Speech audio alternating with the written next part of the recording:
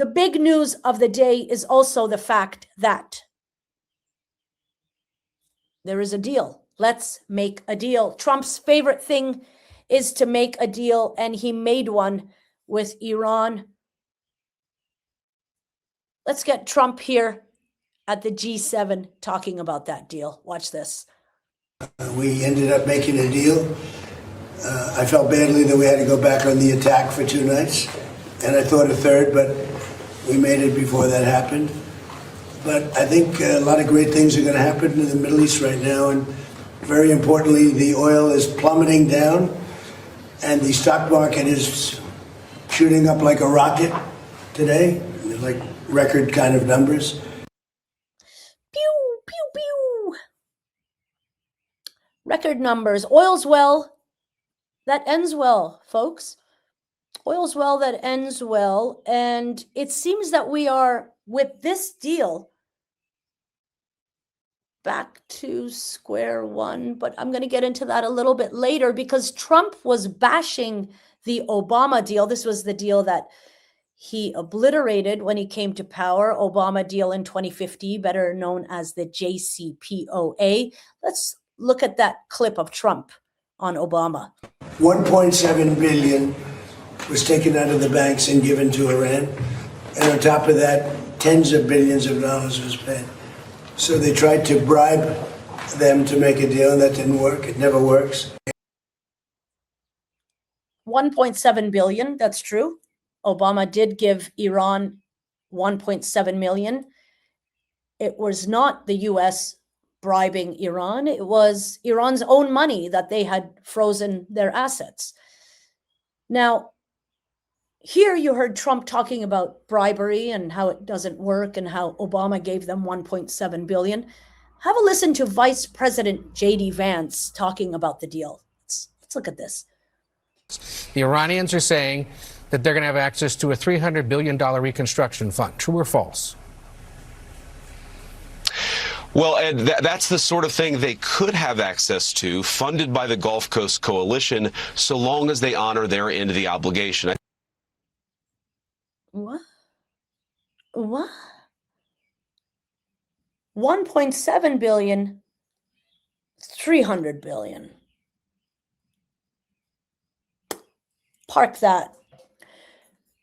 Today, the memorandum of understanding, which is actually what this is, it's not really a ceasefire deal yet, because that's supposed to be signed in a couple of days. I'm going to read to you here the 14-point plan, because it just came out.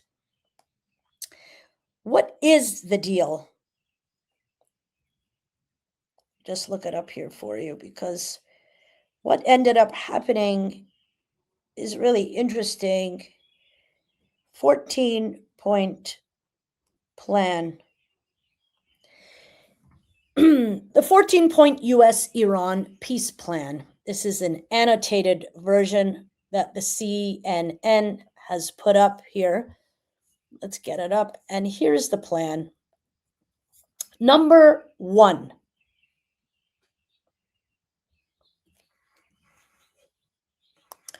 The United States of America and the Islamic Republic of Iran and their allies are signing this MOU to declare the immediate and permanent termination of military operations on all fronts, including in Lebanon. That's number 1. Number 2, the United States of America and the Islamic Republic of Iran undertake to respect each other's sovereignty and territorial integrity and to refrain from interfering in each other's internal affairs. Number 3, the United States of America and the Islamic Republic of Iran commit to negotiating and achieving the final deal in maximum 60 days. Number 4, immediately upon the signing of this MOU, the U.S. will begin the removal of its naval blockade and any disturbances or impediments against the Islamic Republic of Iran, and will fully end the naval blockade within 30 days. During this period, the traffic of vessels will be in proportion to the numbers of pre-war being restored by the Islamic Republic of Iran. meaning we are back to where we were before a blockade. Because remember, there was no blockade before America attacked Iran. Number 5, upon the signing of this MOU, the Islamic Republic of Iran will make arrangements using its best efforts for the safe passage of commercial vessels with no charge for 60 days only. Meaning, after 60 days, Iran could then charge vessels for going through something it never did before America attacked Iran, and so on and so on. It goes on. It is a 14-point plan. I'm just going to read here the last point. Number 14, the final deal will be endorsed by a binding United Nations Security Council resolution.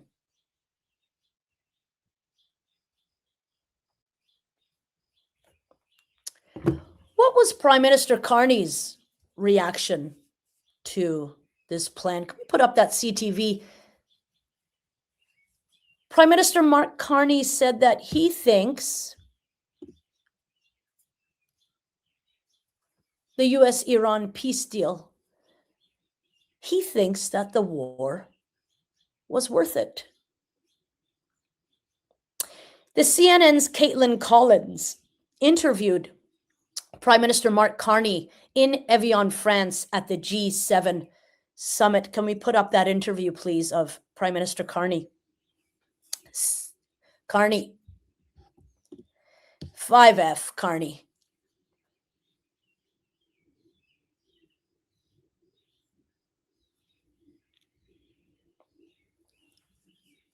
Here he comes, Mr. Carney. In Canada's view? I think that, the number one risk, I answered this question 3 years ago or so at Davos, and I was asked, what's the number one risk in the global economy? And I said Iran. And it was at a time when people were not focused on Iran, because I've always believed that it's the biggest exporter of terror. It was hell-bent, sorry if I can say that, on getting a nuclear weapon, and the force multiplier on that, of course, was terrible.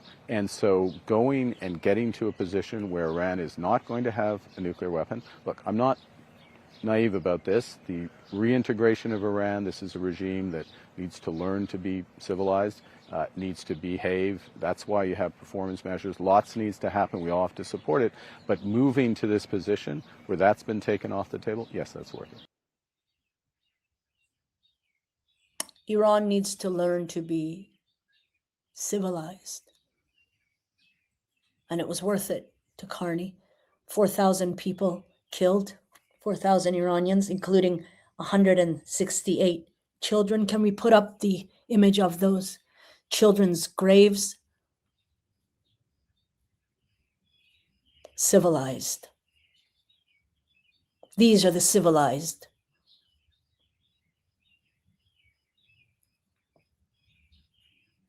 These are the civilized people. It was worth it all to get back to where we were before America attacked Iran.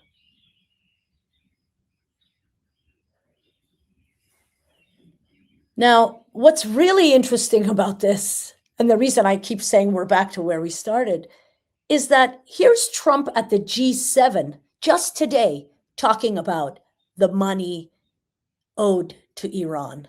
Watch this. Can you explain, though, what the difference is between giving Iran U.S. dollars and unfreezing U.S. dollars for Well, the the unfreezing is an easy one to answer. We have taken a lot of their money, and we have their money. We have taken their money. It's not our money. It's their money, and we froze it. At a certain point in time, I guess we're going to have to give it back. If we didn't give it back, nobody would ever invest in the dollar again. I guess we're going to have to give it back. You know what? There's something refreshing about Trump. There's something whimsical about his honesty, because he actually admits to the fact that this was money that was stolen from Iran. Now, I want to stay with Iran because, we always like to finish this show with the absurd. And FIFA is a great place for the absurd right now. A fantastical football fiefdom that Fantino has going for himself. So why are we ending on the absurd with FIFA? Well, it has to do with Iran. Because the way the Iranian football team has been treated so far throughout the World Cup is insane. The fact that they have to travel hundreds and hundreds and hundreds of kilometers from Tijuana to Los Angeles on the same day that they are to play and then leave when their match is finished is insane. And we'll get to that a bit later.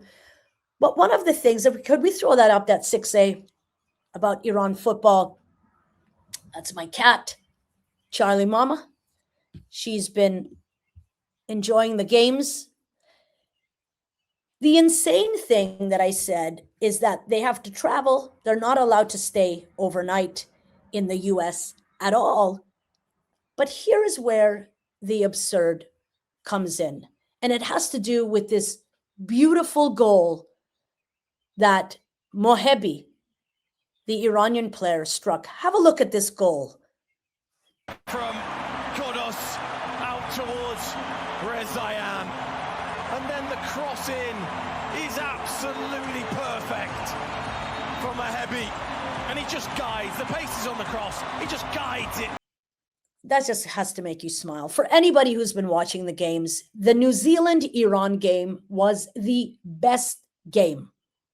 Not only because it was full of amazing moves and exciting, but there was a lot going on in the stands. The Iranian diaspora, who I will come to a little bit later in this segment, was again embarrassing themselves.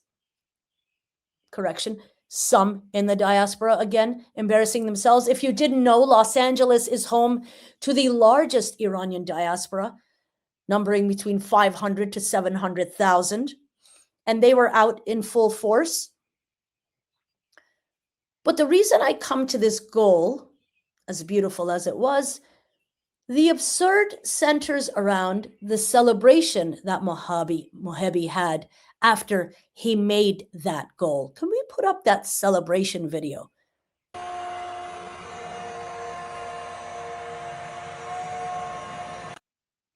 Play it again.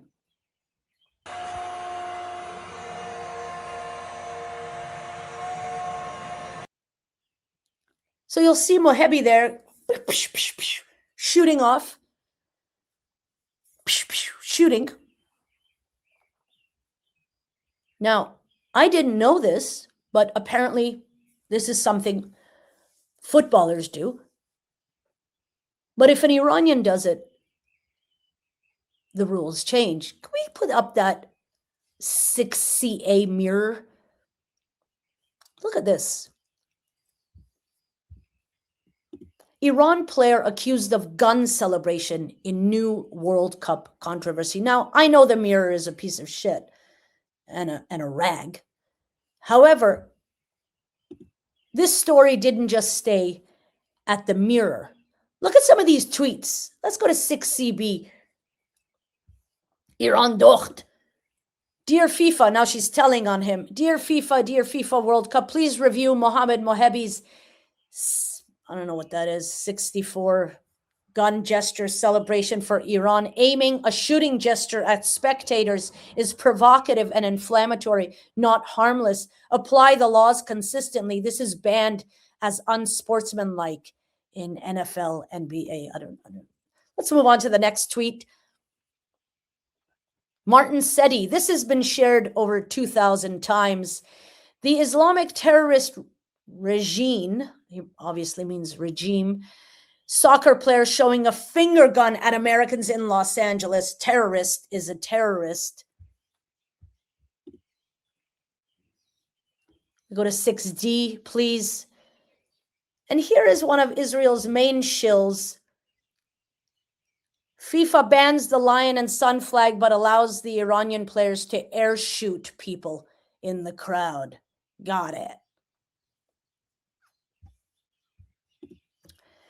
Rules change when you're Iranian, but if you're famous Brazilian football player Ronaldinho, hey, go ahead and shoot. You can shoot at people. Let's show all the shootings, shall we? Boom. Next. Next. Boom. It's okay to shoot. Just don't be Iranian when you do it. Because if you do, then you're a terrorist. You know, even Fox News realized that what is happening to Iranians is a little bit unfair. Here they write, Iran was ordered to leave the US and return to Mexico directly after their first match of the World Cup. The team had expected to spend the night in California, but was told after their match that everyone must immediately get on a plane for the 140-mile trip back to Tijuana. So they arrived in the morning. It took them hours to get there. Then they went right to the pitch, played a game, and then got on a plane and had to leave. That's what's happening to the Iranian players. And despite that, they managed to tie New Zealand. And for anyone who watched that game, they should have won 4-2.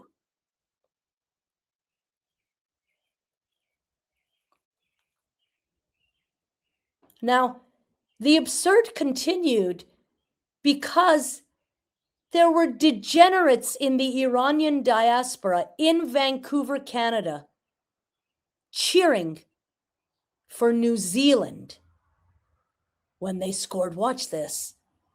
Wow.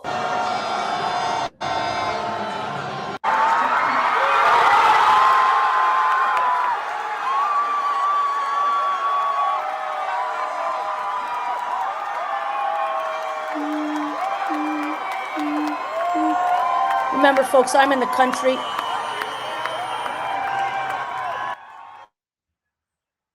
That's the Iranians in diaspora cheering for New Zealand scoring. Let's try and play the whole thing again. I'd want people to get the full degeneracy here of people in Vancouver.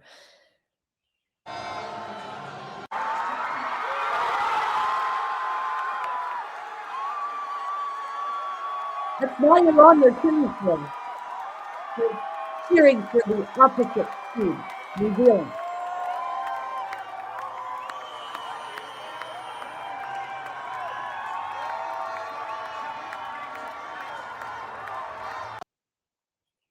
There has to be some sort of psychological, pathological name for this type of behavior. When you have a diaspora that not only says, thank you, Trump, thank you, Bibi, for bombing their own country, but then at FIFA, roots for the opposing team. There has to be some sort of psychological derangement there. I don't even know if derangement is a word, but deranged is, and some in the Iranian diaspora suffer from it. Now, if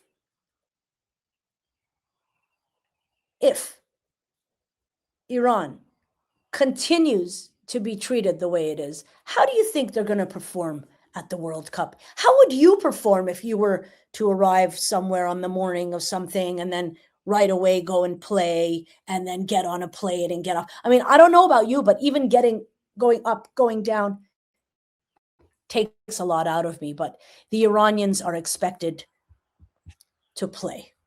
And they're not allowed to celebrate in the way that every single other football player celebrates.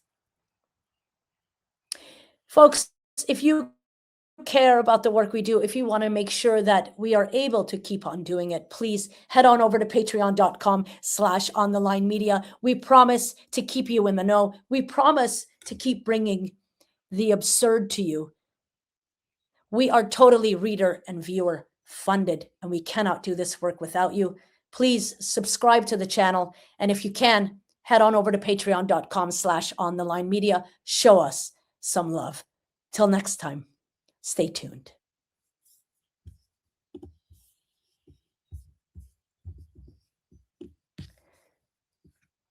Home, home on the range.